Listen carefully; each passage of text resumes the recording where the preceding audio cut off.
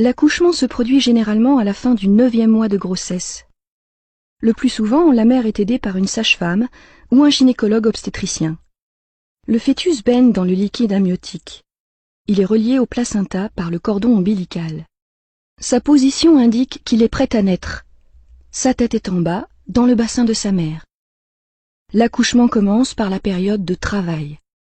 Elle se caractérise par des contractions involontaires du muscle de la paroi de l'utérus, le myomètre. Au début, les contractions se produisent toutes les 10 minutes environ. Elles sont assez courtes.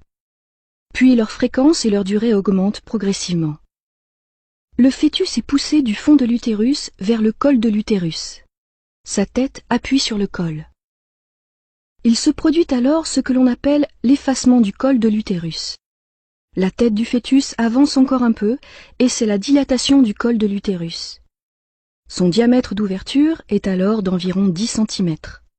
C'est généralement à ce moment que se produit la rupture de la poche des os. Le liquide amniotique s'écoule. La période de travail est terminée. Elle peut durer en moyenne 7 ou 8 heures pour un premier accouchement. L'étape suivante est l'expulsion du fœtus.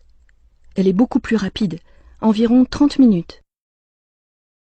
Les contractions ont lieu maintenant toutes les 2 minutes. Elles ont une durée d'1 minute et sont très intenses. La mère doit cependant aider le fœtus à avancer en contractant volontairement ses muscles abdominaux. La tête du fœtus avance dans le vagin tout en effectuant une rotation. Elle commence à sortir en se redressant vers le haut. Puis, la sage-femme ou le médecin saisit le bébé par la tête et la tourne afin de faciliter le passage de la première épaule, puis de la deuxième, et enfin de tout son corps. C'est la naissance. Le cordon ombilical est coupé.